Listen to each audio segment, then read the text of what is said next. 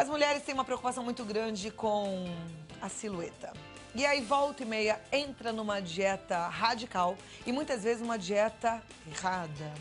Tem várias por aí, né?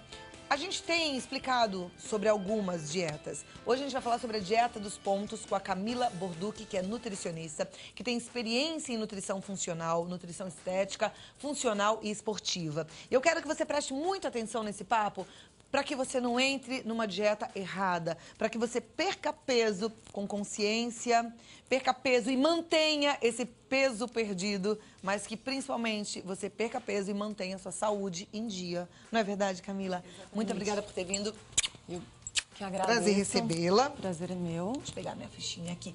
Vamos conversar primeiro sobre a dieta dos pontos, né? Explicar, de repente alguém ainda não sabe. O que é a dieta dos pontos? Então, a dieta dos pontos é uma dieta onde o paciente tem uma lista de alimentos, cada alimento tem uma pontuação, né? Então, é calculado através do peso, altura, sexo, idade e se o paciente pratica atividade física. Então, calcula-se a quantidade de pontos que ele tem que ingerir durante o dia para perder peso. E essa lista de alimentos onde ele mesmo compõe os alimentos da dieta, né? É uma dieta que funciona para perda de peso, mas não necessariamente com saúde. Porque como o paciente escolhe os alimentos, às vezes ele acaba escolhendo alimentos um pouquinho, como nessa lista tem sanduíches, pizzas, chocolates. Então é preciso que ele tenha uma orientação nutricional antes de iniciar essa dieta, para que ele componha esses pontos com alimentos saudáveis e não somente com esses alimentos industrializados. Porque, na verdade, a dieta, então, pode até funcionar se a pessoa souber fazer a escolha desses alimentos. Exatamente. Então, ela pode fazer uma alimentação de pontuação ok para aquele tanto que ela quer perder de peso. Exatamente. Com saúde, se ela fizer as escolhas corretas. Exatamente. Então, para isso, ela precisa de uma orientação nutricional. Saber comer. Exatamente. Na verdade, uma educação nutricional, porque muitas pessoas hoje em dia não têm essa educação. E acabam optando sempre por produtos industrializados, né? E esquecem dos produtos naturais. Só pra gente explicar melhor para o telespectador que não conhece a dieta dos pontos, numa dieta dos pontos, o que pontua mais? O que tem muitos pontos? Essa dieta, os alimentos mais gordurosos, mais calóricos... Por exemplo, uma feijoada. Tem uma pontuação muito maior. Tipo o quê? Um prato de feijoada? Aí pode variar de 100 pontos. 100 pontos. E a pessoa pode... Uma perda de... aí vai para 40 pontos, 30 pontos. Uma coisinha assim. Isso. Suco de limão. 20 pontos, 10 pontos. Se for com adoçante ou se for com açúcar, aumenta um pouquinho mais. Aí a pessoa tem lá um caderninho, vai somando... Vai anotando todos os alimentos que ela consumiu durante o dia e aí ela vai acompanhando também para não exceder ao final do dia. Tá. Né? Essa dieta é até indicada, em alguns casos, por nutricionistas, mas com acompanhamento do nutricionista e o entendimento do que a pessoa deve ou não deve comer, com base numa reeducação alimentar. Exatamente. Não é isso? E a Camila vai ensinar pra gente, então, um pouquinho agora do que a gente deve comer até...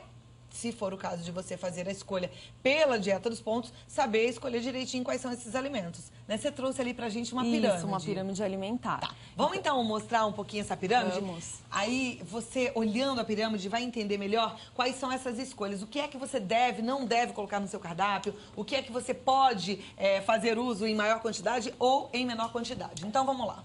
Então, o grupo dos energéticos, que é a base da pirâmide, né? Então, você consome, em média, de 6 porções ao dia, né?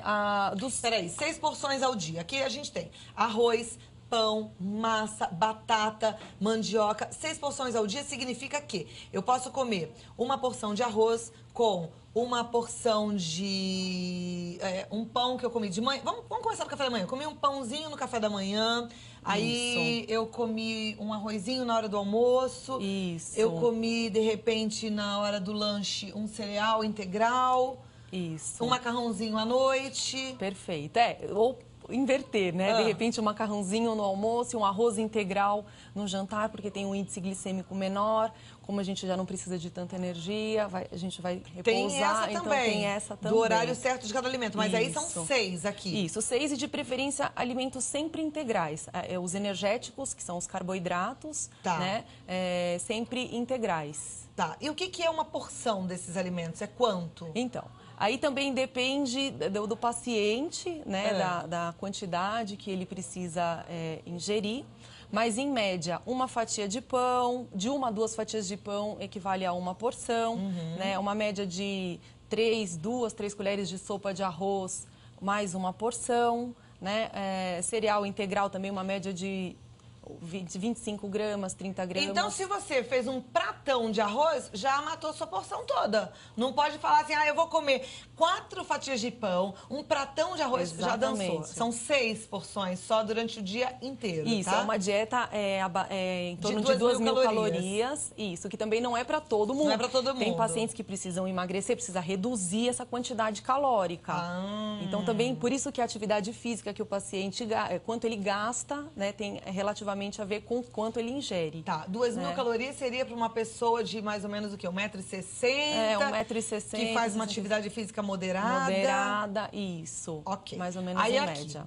Depois a gente vem para essa... Os reguladores, né, que é dividido entre as verduras e legumes e as frutas, que em média 3 porções de frutas e 3 porções de verduras e legumes. Provavelmente a gente pode incluir essas verduras e legumes nas principais refeições, né? As frutas também no café da manhã, almoço e jantar, ou até mesmo no intervalo das refeições, para que o paciente também não fique muito tempo sem se alimentar. Então, aqui tem que ter também verdura e legumes. Isso. São 3 porções só. Isso, então, coloca, 3. de repente, 2 no almoço e uma no jantar ou vice-versa. Tá. E aqui as frutinhas. É sempre bom colocar logo na sobremesa ou é bom colocar no intervalo? Eu prefiro nos intervalos. Tá. Eu prefiro nos intervalos, porque aí, senão o paciente acaba comendo a frutinha após as refeições e nos intervalos vai para as opções industrializadas, barrinhas. Então, eu prefiro colocar nos intervalos, porque é uma forma de incentivar também o paciente a se alimentar mais saudável. Ok. Bom, aí a gente tem aqui feijões e oleaginosas. Uma Isso, porção. Uma porção. Uma porção. E então, é importante, a ervilha, soja, feijão... Isso, é importante também. Em todos os alimentos da pirâmide alimentar são importantes dentro das porções indicadas. Tá, por isso é que a gente sempre tem que comer um pouco mais daqui do arroz, do pão, da massa, da batata, do que do feijão. Por exemplo, 2 colheres de arroz para uma só de feijão, né? Exatamente. Por quê? Porque os carboidratos, né, e até mesmo os lipídios, só que os lipídios aqui no topo da pirâmide, os carboidratos, eles são fonte energética, né? Então, ele varia de 50% a 60% do cardápio. Por quê? Porque é o que mais o organismo precisa para se manter ativo, que é energia, né, para funcionar. Então, por isso, a base da pirâmide. Mas se comer só isso aqui, a gente vai ficar obeso. Exatamente. Né? E também não vai conseguir ingerir a quantidade de nutrientes necessários